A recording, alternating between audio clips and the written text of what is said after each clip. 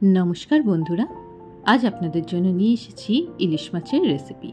इलिश माछ खेते आमरा प्रत्येकेई भालोबासि और ये बर्षार सिजने इलिश छाड़ा तो भाबाई जाय ना। ताई आजके निये एसेछि इलिश माछेर रेसिपि। एटाके आपनारा सर्षे इलिश बोलते पारेन बा दई इलिशও बोलते पारेन। आमी सर्षेर साथे दई मिशिए रान्नाटा करब। चलुन देखे निই किभाबे रान्ना करलाम। माछटाके धुए परिष्कार करे निয়েছি।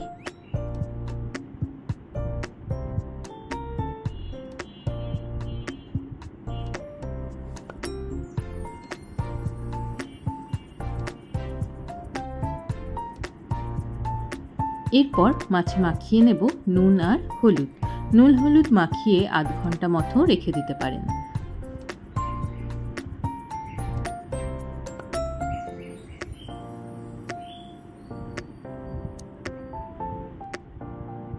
एरपर आमी एकटा फ्राइंग पैन निये निয়েছি, ताते दिए दिलाम सर्षेर तेल।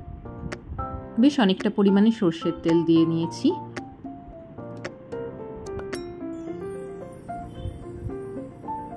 एरपर एते दिए देब सर्षे बाटा,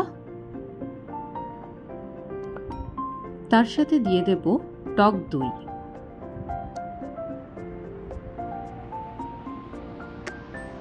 टक दईटा मिशिए दिलाम,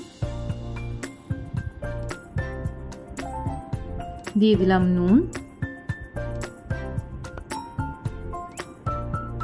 और हलुद गुঁড়ো আর দিয়ে দিলাম কয়েকটা কাঁচা লঙ্কা। ভালো করে মশলাটা মিশিয়ে নিতে হবে।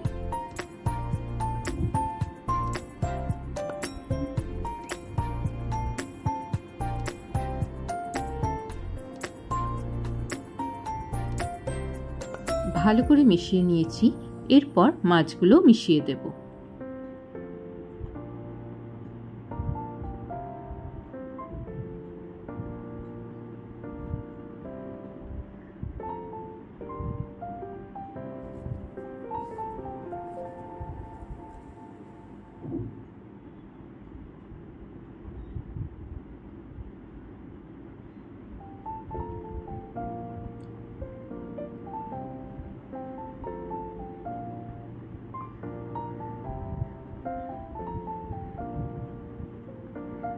মাছের দু পিঠেই যেন ভালো করে মশলাটা মাখানো হয় সেদিকে খেয়াল রাখতে হবে।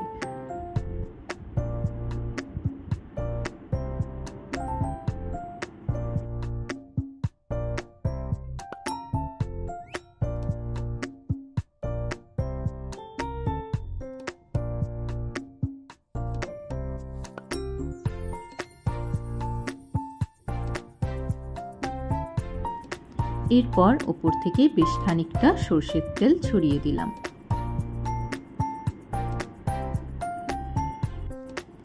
গ্যাসের ফ্লেম একদম কমিয়ে লো করে দেব আর ঢাকা দিয়ে 20 মিনিট রান্না করব।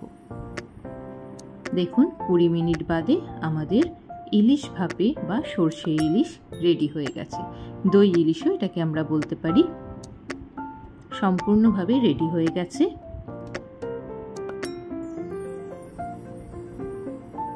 এরপর এটাকে ঢাকা দিয়ে গরমে আরো 10 মিনিট রেখে দেব।